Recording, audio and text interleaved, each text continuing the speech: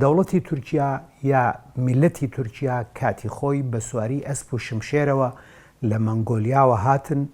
تورکیای ئێستا کە بەشێکی وڵاتی کوردان بوو، هەتا ئەو دیوی دیاربەکریش تا غازی ئەنتابیش کوردستان بوو، بەشەکەی تری ماڵی یۆنان بوو، خاکی یۆنان بوو، بەشێکیشی خاکی ئەرمەن و لاز و ئەوانە بوون کە زۆرەکەی بەشی کورد و یۆنانەکە. دەوڵەتی تورک هاتوو ئەم خاکەی داگیر کردووە نزیکەی 565 ساڵێک لەمەوبەر.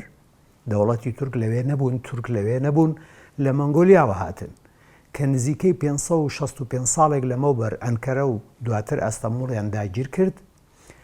تورکەکان دەوڵەتی تورک ئەزانن ئەوە خاکی ئەوان نییە و خاکی کووردە. بۆیە هەر هوشیاربوونەوەیەک، هەر ناوهێنانێکی کورد، هەر پێشچوونێکی کورد ئەوان ڕائەسڵەچێنێ کە بڵێ کوردەکان لەسەر ئەم خاکە خاکی خۆیانەوە، لەسەر ئەم خاکە دەرمانەکان ڕۆژێک هوشیار ئەبنەوە، ڕۆژێک تێ ئەگەن، ڕۆژێک بەهێز ئەبن، ئێمە دەرەکەن. بۆیە دەوڵەتی تورکیا بە چاوی دوژمنی پلە سەرەکی و بنچینەی سەیری کورد و یۆنانەکە، سەیری کورد و یۆنانەکە. ترسە گەورەکەی لە کورد و یۆنان هەیە، چونکە تورکیا بە پلەی سەرەکی خاکی کورد و یۆنانە. تورک بەو چاوە سەیری مناڵێکی کورد، سەیری گۆرانیەکی کورد، سەیری چیرۆکێکی کورد، سەیری زمانی کورد، سەیری هەموو بابەت و شتێک کە پەیوەندی بە مەسەلەی نەتەوایەتی و نیشتیمانی کوردەوە هەبێ لەو دیدەوە سەیری ئەکا کە نابێ کورد پێشکەوێ، نابێ کورد هوشیار بێتەوە، نابێ کورد سەرکەوێ. ئەمە زۆر گرنگە بۆ مرۆڤی کورد و ئینسانی کورد و بەداخەوە بەشێک لە خاکەکانمان کەوتەوە ژێردەستی داگیرکردن. بەڵام ئێمە چ چەکێکمان هەیە بەرامبەر بە ئەم دوژمنایەتیە بەکاری بێنن؟ بەڕای من ئێمە وەکو گەلی کوردستان چونکە کێشەی ڕۆژئاوا تەنها هی کوردی ڕۆژئاوا نیە، کێشەی ڕۆژئاوا هی هەموو کوردستانی گەورەیە، باشوور هەروە، ڕۆژهەڵات هەروە، باکوور هەروە، چونکە ئێمە نەتەوە نیشتیمانێکین. نە ڕۆژئاوا مڵکی کوردانی ڕۆژئاوایە، نە کەرکووک و سلێمانی و هەولێر و مەندەلی مڵکی کوردانی خوارووە. ئەمە مڵکی هەموو کوردێکە و هەموو کوردستانی گەورە مڵکی هەموو کوردێکە. تەنانەت ئازادی خوازانی جیهانیش مافی قسەکردن و دیفاعکردنیان هەیە لەسەر ئێمە ئەگەر کوردیش نەبن. کابرایەکی ئوسترالی، کابرایەکی یابانی، چینی، ئەوروپی مافی دیفاعکردنی هەیە لە کورد و کوردستان وەکو مەسەلەیەکی ئینسانی. بۆیە ئێمە وەکو گەلی کوردستان چەکەکانمان زۆرن ئەگەر بتوانین بەکاریان بێنین.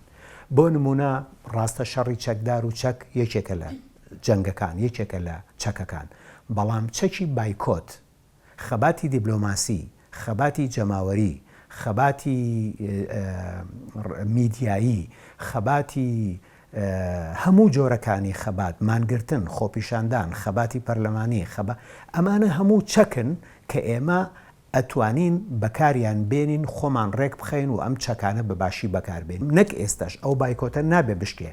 ئێمە تورکیا ژەهرمان بۆ ئەنێرێ، خواردنی ژەهراویمان بۆ ئەنێرێ، وەکو چۆن لە ئەرمینیا بەتانی ژەهراوی نرد بۆ سەر ئەرمەنەکان کڕیان دایان بە خۆیانە نەخۆشکەوتن. تورکیا نابێ بیرمان بچێ. دوژمنی پلەیەکی سەرەکی بنچینەی گەلی کوردستانە. دوژمنی لاوەکیە لە هەمان کاتە، دوژمنی سەرەکیە لە هەمان کاتە، دوژمنی بنچینەیە لە هەمان کاتە. دوژمنایەتی بینی ئەم دەوڵەت و دەسەڵاتداری ئێستا لە سەرکارن لە تورکیا لەگەڵ کووردا ترسناکترین، خەتەرترین، پیسترین جۆری دوژمنایەتیە لە سەر زەوی. چونکە ئەو دوژمنایەتی چۆلەکەیەکە کاکە لە کوردستان بێ، دوژمنایەتی بنچکێک دارێک دەوەنێکە کاکە لە کوردستان بێ. لەبەرەوە بایکۆتی کوردستانی باشوور و هەموو کوردستانی گەورە بەهێزترین و گرنگترین چەکە. لەبەرەوە ئەم پەرلەمان و حکوومەتە من چاوەڕێ نیم هیچیان لەدەست بێت، بەڵام هەر ئەکرێ گوشاریان بخەینە سەر.